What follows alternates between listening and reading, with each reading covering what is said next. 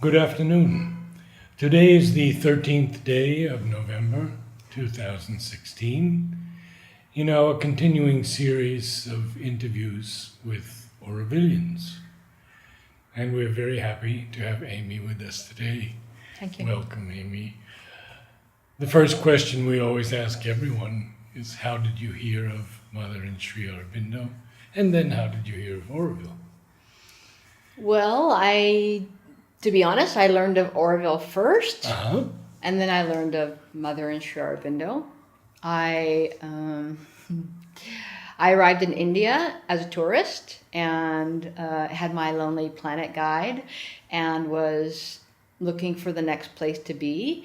And right there in black and white was this international township near Pondicherry, and had never even heard of it before. And so I was in Mahabalipuram at the time, went on the internet, checked out the website, and saw the map of Oroville. And recognized immediately and felt, a strong resonance also immediately with the names of the communities. And the one that really struck me strongly was transformation, because that's a journey that I have been on since my first breath. I feel this transformation, and I saw surrender, and I saw courage, and I saw certitude, and I thought to myself, I have to go to this place. This is so cool, and it's international. We're in India, people from all over the world. So I arrived in Oroville first, and so in the Lonely Planet there was a little bit of mention of Sri Aurobindo and the Mother, but there wasn't a recognition, let's say, at first. It was How really old the were place. you at this time? At that time I was 37. And what was your education before that and your search before that? Oh boy. Okay, so Yeah. let's do a bit of rewind. We'll Let's set rewind. the stage. Right. So, I went to university in San Francisco, and I studied criminal justice. And I wanted to go into administration of justice for juveniles, and I had been conditionally accepted into a program, a master's program, to go into juvenile justice policy in San Jose, California. And life happened, and so I ended up not going into that program, and I ended up advancing in my career and working in a biotechnology company. So I had this background of having a pretty successful career in the biotechnology industry. I was in human resources. I wasn't a scientist or a researcher. I was working in our human resources. But so I got the BA at San Francisco State and worked in corporate America for many years. Really very hard work, very rewarding work, but it wasn't me. I could do it. I could actually do it quite well. But deep down, that wasn't it. So when I had been probably in my early 20s, I had started dabbling in religion and had some really wonderful experiences in Christianity and in community church, and learning how to be in community with people who weren't family, learning how to help and support and teach other people's children, those sorts of things in a religious context. Definitely. We were reading the Bible, we were doing Bible study, all of that. And that helped me a lot. That helped me because my first 20 years of life were kind of up and down and not so smooth. And so this stabilized me a bit. This exploration of Christianity and organized religion. And then in my late 20s, it kind of hit me over the head, almost literally, that it wasn't, it begged too many questions. Organized religion left so many unanswered questions. It was limited, it was limiting. And I just had this deep inner need that drove everybody else around me crazy to explore and to progress, to go and what's the next thing? There's more. So I got out of organized religion, which was a huge upheaval in my life, huge, because that was my support system. I was not so close to my family, the people who I had grown up with. So I was on my own. And it was terrifying, and it was wonderful. And I joined some reading groups because I'm an avid reader. I just, books, and I can't read enough. And I just read everything I could on every religion and spirituality and just occult and people from Siberia and people from China and just all over the planet, Peru. And my mind just expanded. And so at that time, so then this is kind of my early 30s, I found myself resonating best with Buddhism. That said, I still felt it was an organized religion. It is an organized religion. And I just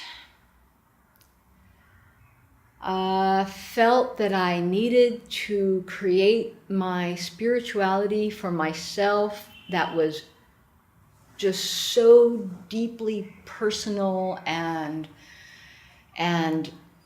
just where there wasn't doubts. So I continued to search and I continued to explore and read and be open, and frankly, I feel a little bit funny saying this, but this is true. I read The Power of Now by Eckhart Tolle. Mm-hmm. And that touched me because no one had talked about the moment the way that he talks about now. Just now.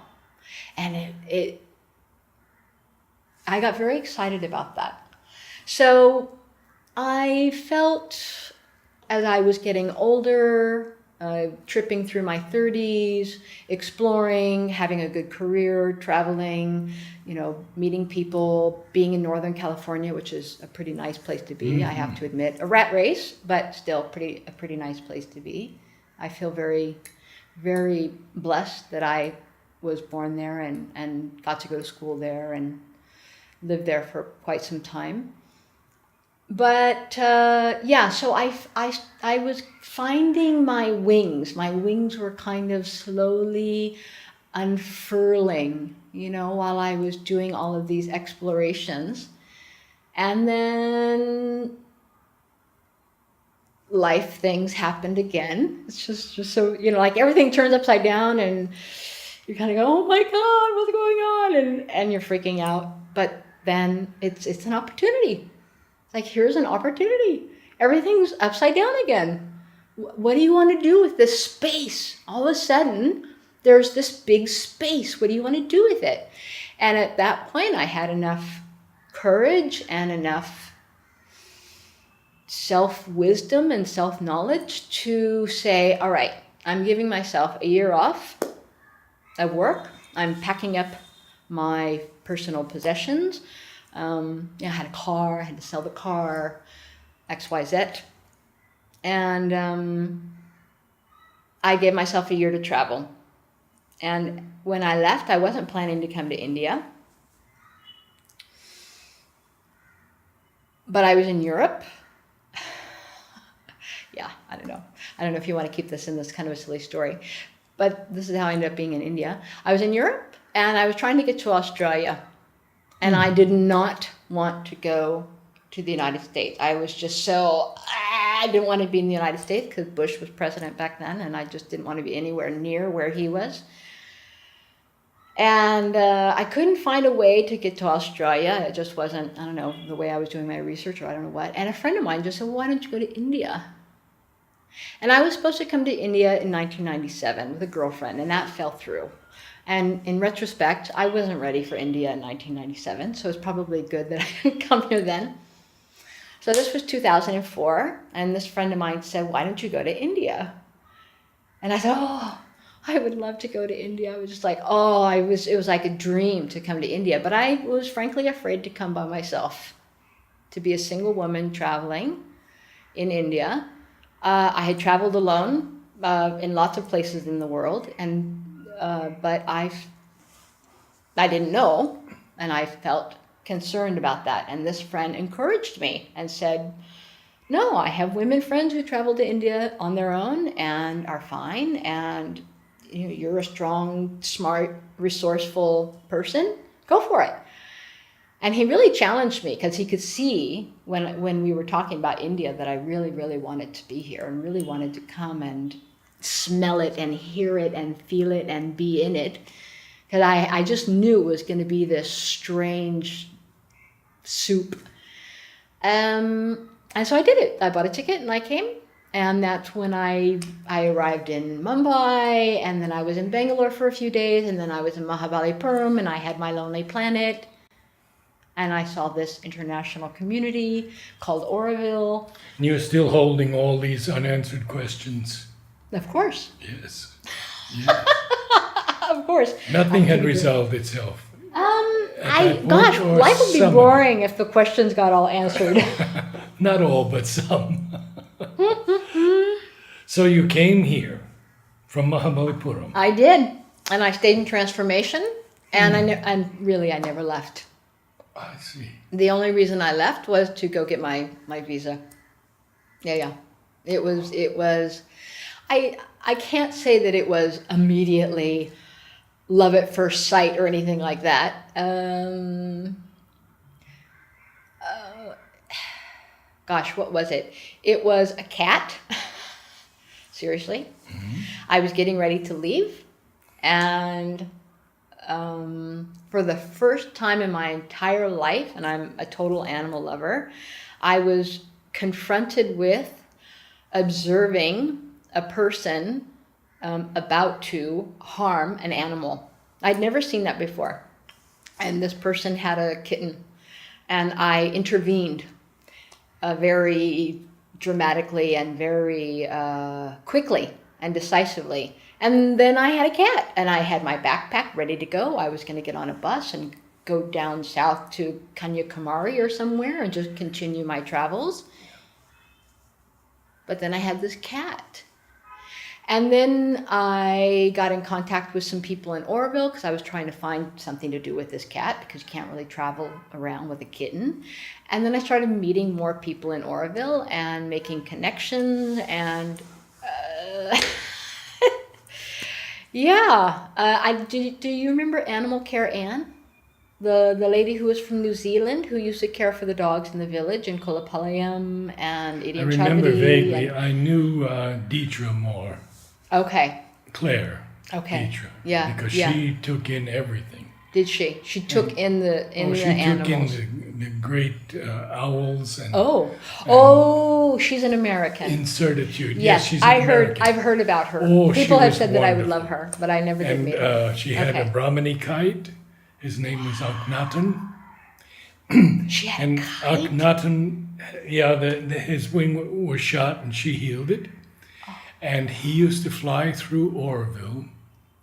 And his favorite place was the Matrimondia nursery and the children's gardening class every Wednesday.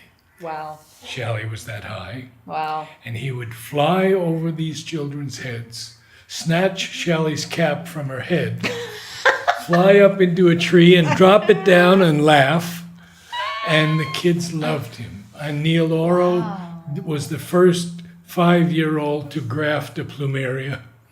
Oh my gosh. So anyway, Dietra Yeah. was wonderful. She Well, so I So don't know if you Anne- ever had the opportunity to speak with Anne, but she No. also was wonderful. She didn't take animals in; she cared for them in the village. And this. So I got into contact with her, and she because had, of the kitten. Or well, yeah, but she told me very quickly that she was helping with the dogs and not with cats. But when I met her, there was kind of an instant karma with her. It was this very distinctive connection that I had with her.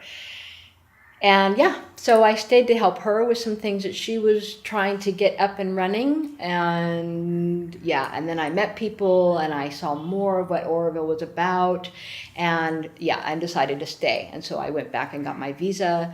And so, I mean, I've been here since 2004. So 12 years. 12 years. Yeah.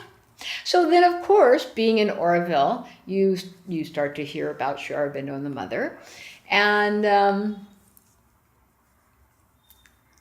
it was, I have to be honest, at first it was a bit, I felt myself resisting any kind of, anything that started to look like, people were worshiping or, quoting. That was my initial response because of my experience with organized religion. Right. And at that point, I had rejected organized religion. It was, in some things, we really struggle a long time with kind of black and white. Learning how to synthesize things is, I think, a lifelong journey. So at that time, I was still wary. So I cautiously approached Sri Aurobindo first, and through Satprem, and then through Sri Aurobindo's work, and then in parallel also the agenda and some of the works and some of the compilations. There's so many wonderful compilations of things that the mother shared. So slowly, I started to have my own experience, my own sense of who these people were and what their philosophy was and what their offer was to humanity as a whole. And it definitely made sense with everything that was happening in Oroville as far as the ideals go, that those things really flow together. So for me, being in Oroville and being in contact in my way, which is not like anybody else, surely, with Sri Aurobindo and the mother, it's very natural. It flows. It's challenging. The yoga is very challenging. But yeah, it's my kind of challenge. I was talking to a friend who's in California just yesterday on Skype, and I said, I don't miss that scene at all. It's crazy there. I'm sure it's just as crazy, if not crazier, as it was when I left. And Oroville, in my experience, is crazy also. It's an undivine anarchy, in my experience. It's very chaotic and mind-blowing sometimes, but it's my kind of crazy. It really is. It's this raw, alive, you never know what's coming next kind of crazy, but we're in it all together, which works for me. Could you tell us a little bit about your remembrances with Satprem? I don't have any remembrances with Satprem. You said you came. Well, just through reading. his writing. Through his writing. Yeah, only through his writing. Okay. Yeah, that would have been Sure, I would have loved to have met the guy. Yeah, okay. Very interesting, very That's interesting right. to read some of his stuff, especially in the agenda.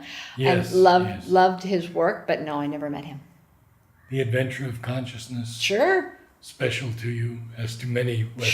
sure. Yep, the introduction. Yep, The introduction. yep. Yes. Really very yes. powerful. Very Yes, powerful. yes. Very touching. So, did you meet many ashram people in your time in Oroville?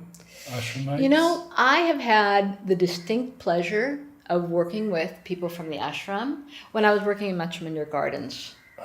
When I was still a newcomer, I was involved with, as you may recall, with planting grass in the garden and making sure that the newly installed irrigation system was properly watering.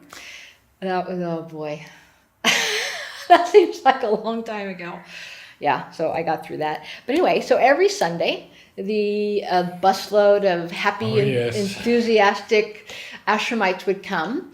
And yeah, wow, that was a very special time for me. And also because I was new to all of this. When I arrived in India, I didn't even know what an ashram was. Somebody used that term to me, and I didn't know what they were talking about, frankly. So obviously now I know what that means and what that is. But the people that I met working in the Matchamandir Gardens, I see from time to time over the years here and there when we remember each other and how are you? And it's always warm and sweet. And there have been a few other occasions where there'll be an event and there'll be ashramites in Oroville. I don't come to the ashram for events so much because I don't really get out of Oroville so much. I'm not keen on driving down to Pondy on my bike. So it's mostly when there's things happening in Oroville that I get to reconnect. And for me, it's been lovely. It's been good and uplifting, and there's just this connection. There's, for me, a very flowing connection. So. And tell us a bit about your work in Oroville. Let me take Maybe a drink from the first. beginning. Okay, you want a history and then, okay. Sure. You see, people are thirsting for knowledge about Oroville. They want to know about Mother and Sri Aurobindo. They want to know about Oroville. Yeah. And this opportunity through the videos, now approaching 250, Wow, that many? is getting out to the world. And I Okay. get so many beautiful letters of how someone has touched me by what they said or their own experience. So it's very special that we have you here today also. Thank you. I didn't realize that, that there was, you were so far along in all of this. Wow, wow. Okay, so work. So karma yoga, huh? Oh, yes. It's, yeah, if you really try to manifest that, it's that, I mean, I'm sure I don't even fully even know what that means, really. Like, really, I'm not a yogi or anything. Very kind of normal human being, aspiring human being, if I may. So karma yoga, a work for, not for me, not for what I want, not for what I think is right, not for what somebody has told me, we want you to do this, we expect you to do this. Work, so this is the overview, and then I can tell you a bit more about just what I've done. Because it's really how you do it. It's your attitude, it's your constant surrender, it's your checking in with your motivation. Am I getting an ego kick off of something that I'm doing right now? I'm having a a discourse with a fellow Orwellian, and is this about something that's fundamental and deeply meaningful for me, or is it that I want to be right? You know, these sorts of things, huh? This offering, this. It's the word, isn't it? This offering. Oh, and it has transformed, seriously, transformed my life. Because we spend most of our time working. Really, most people spend most of their time working, doing a job. I mean, even if you're an artist, even if you're creating canvases, that's what work. You know, it's not like sitting at a computer and writing programs, but it's you're creating, you're spending this time making something and being involved with material, and you're a person, and you have a heart, and you have a soul, and you have a mind, and all this stuff is going on all at the same time, and you're spending a lot of time doing that. Most of us, there are people on the planet who get to spend a lot more time being silent, meditating, or something like that, but most of us have to work. So I'm finding that karma yoga, the way that I understand it, the way that I aspire to manifest that, has transformed my life. I've always loved to work.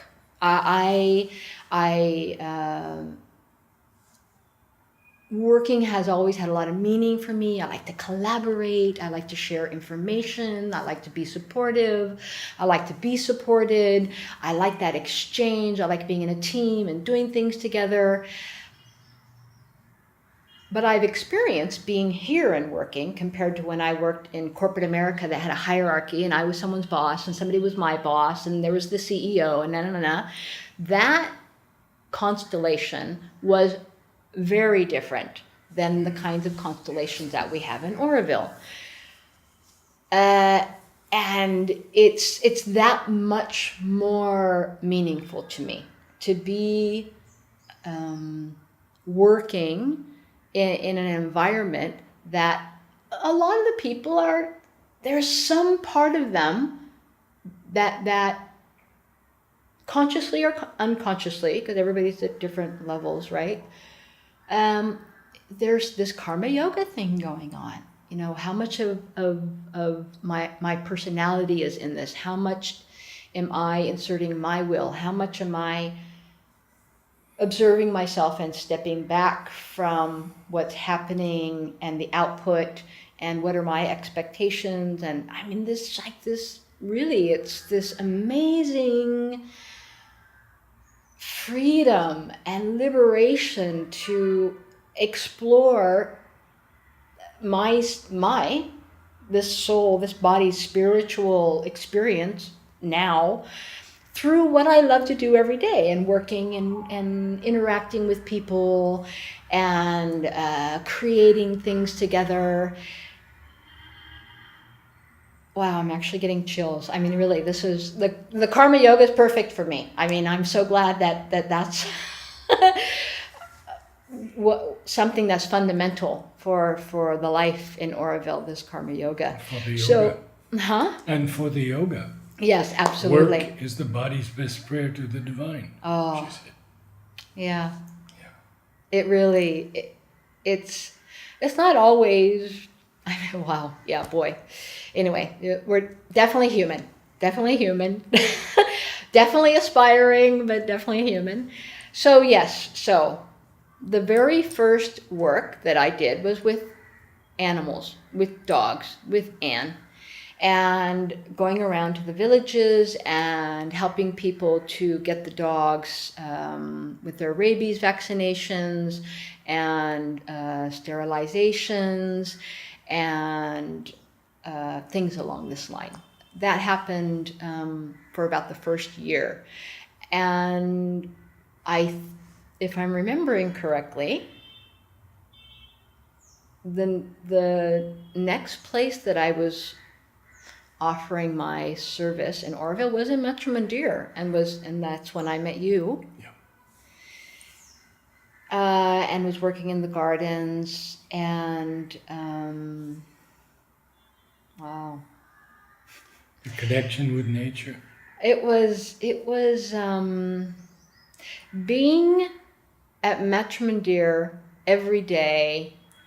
Yeah, with the soil and the earth, and it was a beautiful way for me to start my work in Oroville. It was just so beautiful. Between the animal care and the being in Metro Mandir, it was perfect, really. And then, because I tend to like variety, I like to have several things going at once. I started working in future school. So I was working in the gardens with you, remotely, because I think you were in the United States most of the time then, and we were Skyping or calling, I don't remember now. And then I was working in future school in the library, and then in the office with Shelley. So I thought that was pretty wonderful, because Shelley is Nared's daughter. I don't know if everybody knows that, but yeah. And she's a dear friend of yours. And she is my dearest friend.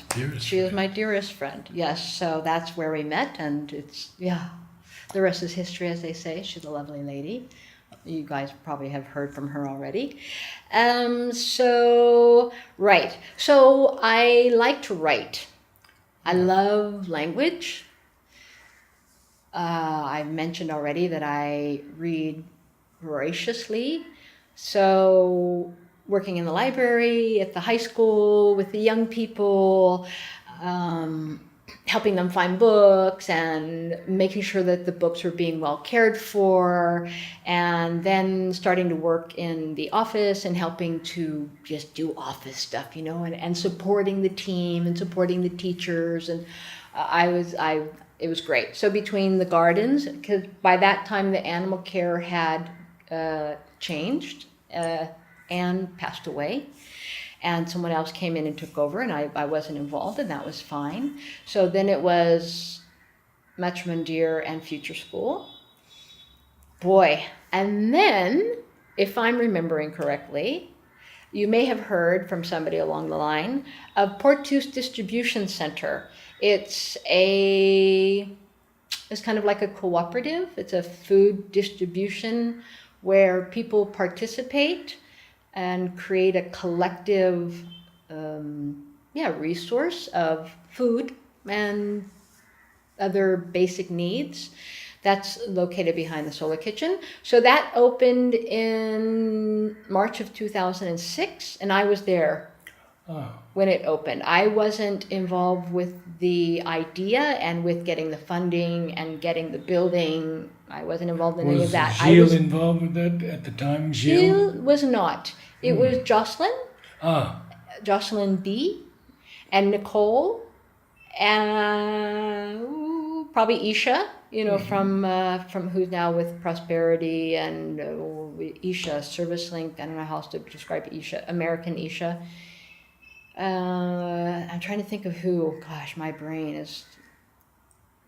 So, Portus Distribution Center, I was there at the beginning, so it was new. We opened the doors, and there was products, and there was people, and we figured out how to make it work, and how people could keep track of what they were using from the stock, and just seeing how products were used or not used, and things that needed to be added and things that didn't need to be there because people weren't taking them, all that kind of thing. It was the cooperative.